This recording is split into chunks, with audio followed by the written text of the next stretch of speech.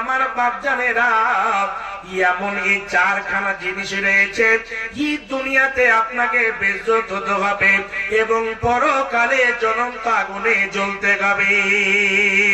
আল্লাহ বলছেন বান্দারে এই চারখানা জিনিস থেকে তোমরা বাঁচো, এগুলো জিনিসের দিকে তোমরা পা বাড়াবে না, এইগুলো জিনিস কখনো মুখে উঠিয়ে দেবে না। মদ এমন একটা জিনিস যে মদ পান করে নাই সেই নিজের মাকে চিনতে পারবে না, সে নিজের বোনকে চিনতে পারবে না, সে নিজের মেয়েকে চিনতে ونستغفره ونعوذ بالله من شرور أنفسنا ومن سيئات أعمالنا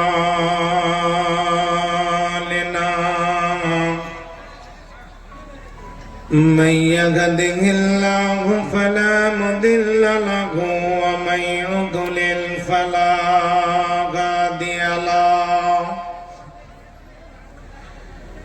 وأشهد أن لا إله إلا الله وحده لا شريك له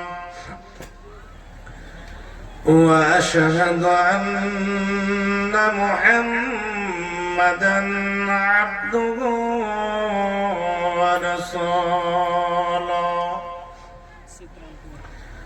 أما بعد فأعوذ بالله من الشيطان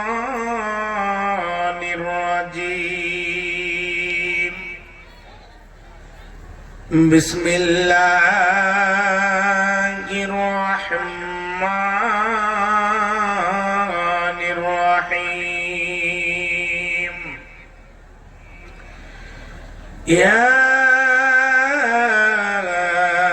أيها الذين آمنوا إنما الخمر والميسر والأنساب والأزلام رجس من عمل الشيطان فاجتنبوه لعلكم تفلحون. وقال النبي صلى الله عليه وسلم اجتنبوا الخمر فإنها أم الخبائث.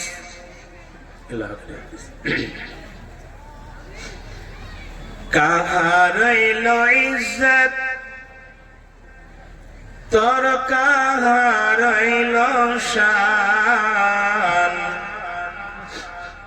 কাহার রইলো ইজ্জত তোর, কাহার রইলো শান, জারিয়টা নারল তোরা ঈমান,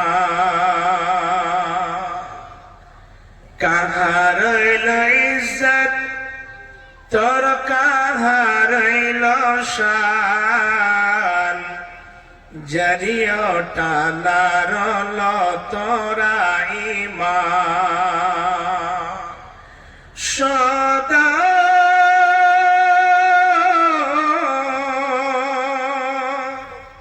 সদার রিশওয়াত পে কেন গোমান, হায়রে মুসলমান কেন তোর ঈমান, কেন করাইছ তোম ইতনা কঞ্জোশি, ভুকল মারাইছে বগল পড়োশি, হরদম তো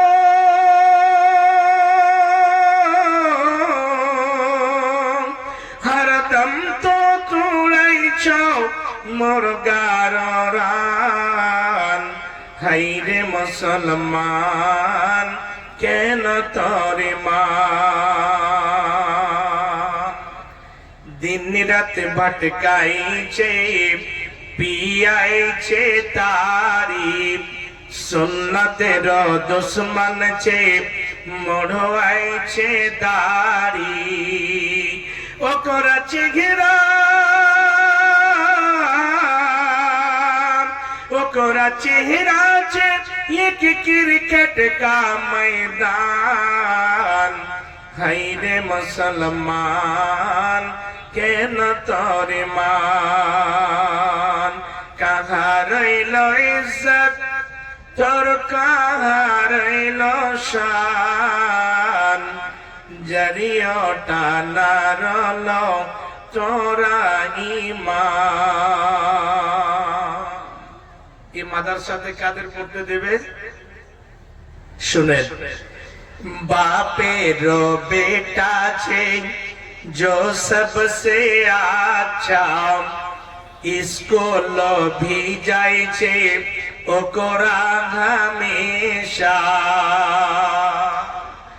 बापेरो बेटा छे जो सबसे अच्छा, स्कूल भी जाय छे ओकरा हमेशा।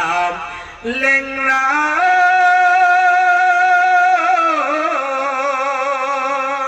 लेंगार काना को मदरसा में दान, हायरे मुसलमान केन तोरे मान।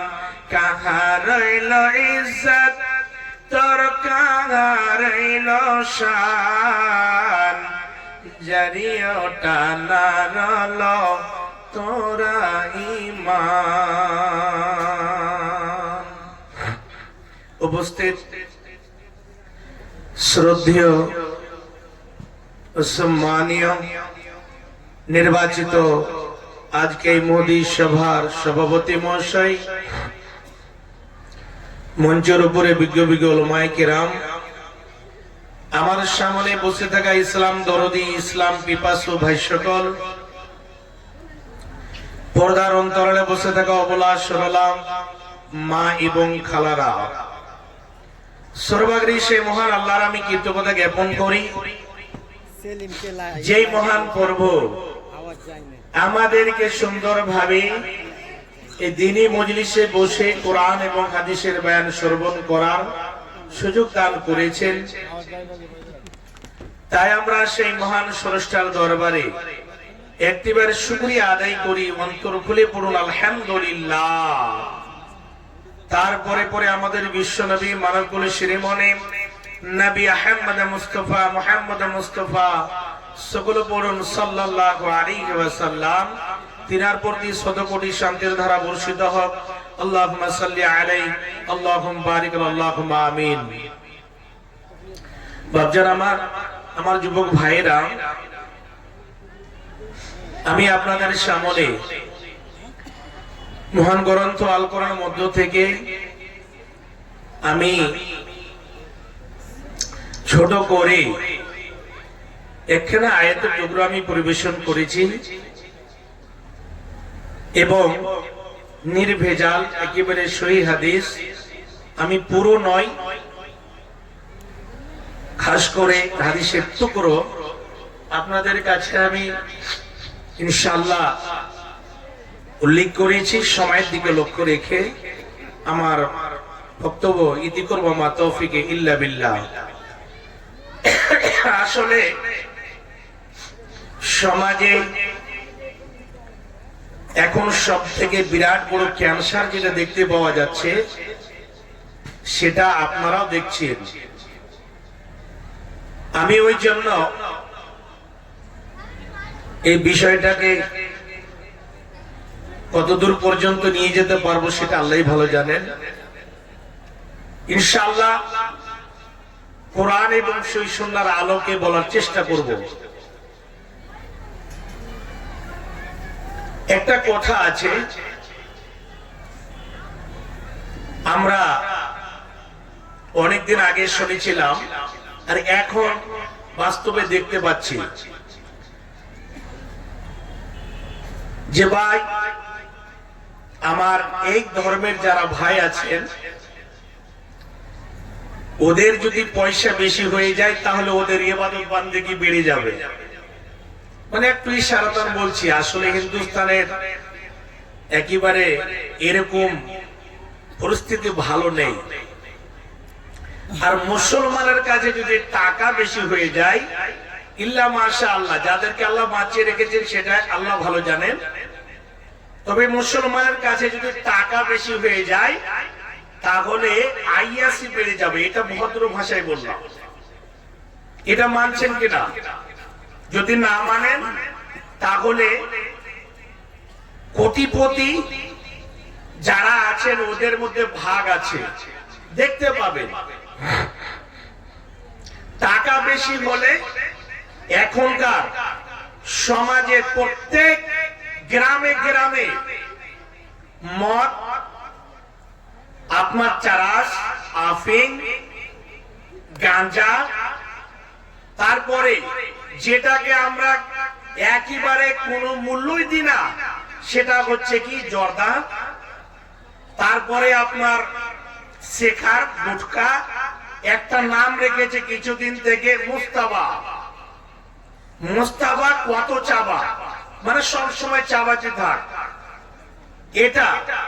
তারপরে এখন একটা খুব বিশাল, একেবারে এত জঘন্য, এত খতরনাক, এত বিষাক্ত জিনিস একটা নাশার মধ্যে বের করেছে, সেটার নাম হচ্ছে স্মেক। স্মেক চিনেন, জানেন? আমাদের দিকে একেবারে চলছে। ওটাকে জিজ্ঞাসা করলাম যে স্মেক খায়, যে ভাই এটাকে কেমন করে খেতে হয়, তো একেবারে একটু শরম করছিল, বলে না। আমি বললাম যে ভাই কেমন করে খেতে হয় বলুন। তো বলছে ওই যে শিক্ষা টাকাগুলো আছে, ওই টাকাতে কেমন করে দিয়ে দাঁতে ধরে টান মারে।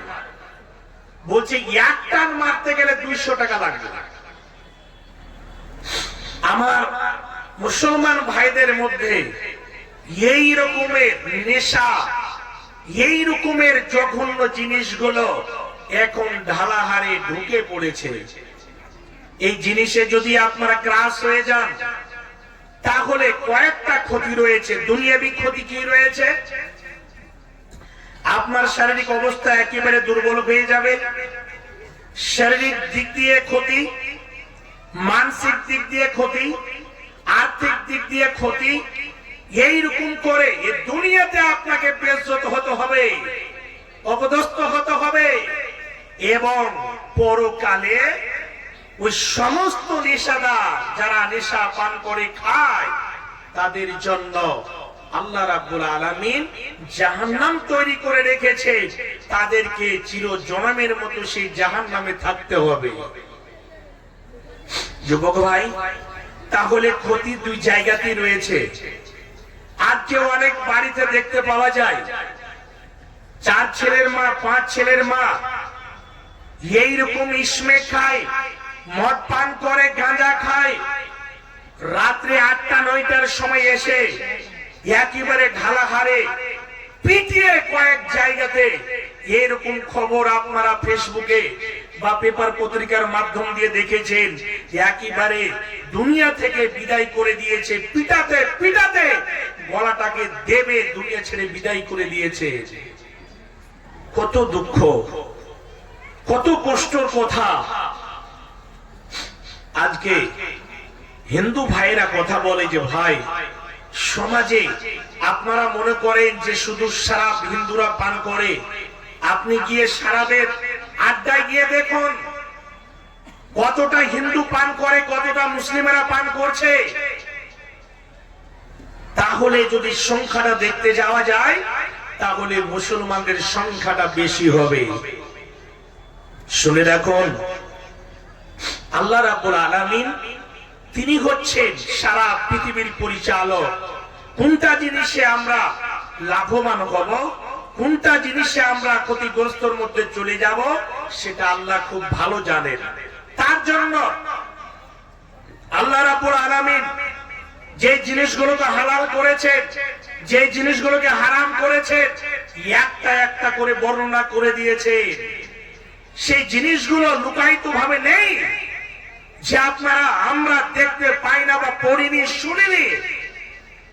আল্লাহ রাব্বুল আলামিন কোরআনের মধ্যে কি ঘোষণা দিচ্ছেন শুনুন। আল্লাহ বলেন, বিসমিল্লাহির রহমানির রহিম। ইয়া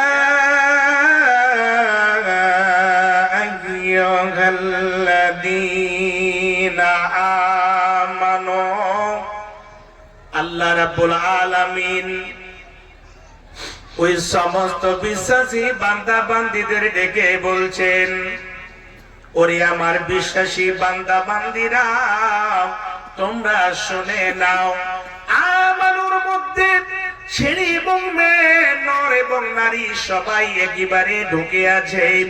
আল্লাহ রাব্বুল আলামিন সুন্দরভাবে ওই মুমিন বান্দা বান্দীদের ডেকে বলছে, যারা আমার প্রতি ঈমান এনেছো, যারা আমার প্রতি বিশ্বাস স্থাপন করেছো, যারা আমাকে সারা পৃথিবীর পরিচালক বলে, আইনদাতা বলে, বিধানদাতা বলে, সৃষ্টিকর্তা বলে মেনে নিয়েছো, আল্লাহ রাব্বুল আলামিন এই জায়গাটাতে সমস্ত আমানু বান্দাদের ডেকে বলছেন, হে আমার বিশ্বাসী বান্দা বান্দিরা, তোমরা শুনে নাও। ইন্নামাল খামরু ওয়াল মাইসির, নিশ্চয় যতগুলো মদ রয়েছে এই জায়গাটাতে আগে মদের কথা নিয়ে এসেছেন। নিশ্চয়ই মদ এবং দ্বিতীয় নম্বরে মাইসির অর্থাৎ জুয়া, ওয়াল আনসাব অর্থাৎ বোধ, তারপরে চতুর্থ নম্বরে বলছেন ওয়াল আজলাম। এই আজলাম শব্দটির মানে গণ অনেক আল্লাহর বান্দা অনেক জিনিস দিয়ে ভাগ্য পরীক্ষা করে। আজলাম শব্দটিকে নিয়ে উলামায়ে কেরাম, মুহাদ্দিসিনে কেরাম ব্যাখ্যা করেছেন, এমন একটা জামানা ছিল, জামানে জাহিলিয়াতে, তারা যদি কোনো জায়গাতে সফর করতে যেত, তারা যদি কোনো কাজে বাড়ি থেকে বের হতো, আগে কি করত? নিজের ভাগ্যকে আজমাইশ করত, নিজের ভাগ্যকে পরীক্ষা করত। কেমন করে? তিনখানা তীর রেখে একটা তীরে লিখত হাম, একটা তীরে লিখে দিত নাম, আবার ওই মধ্য থেকে একটা করে তীর বের করে দেখত। যদি বলতো হ্যাঁ তাহলে সফর করত, আর যদি বলতো এইরকম তীরটা টেনে দেখতো কি লেখা আছে, যদি না লেখা থাকে তাহলে আর কিন্তু সে সফর করবে না। আসলাম ভাগ্য পরীক্ষা করা। চারখানা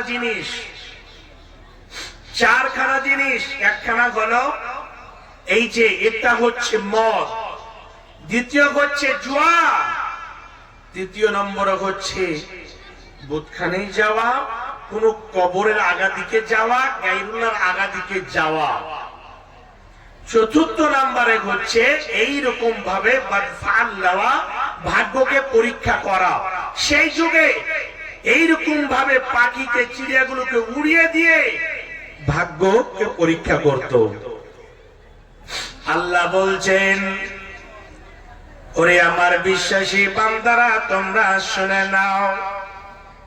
এক দুই করে চারখানা জিনিসের কথা আল্লাহ রাব্বুল আলামিন বললেন, শোনো।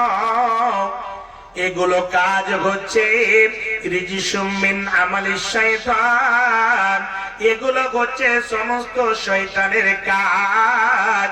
ফাজতানিবুহু, তোমরা অবশ্যই এই জায়গা থেকে বাঁচবে,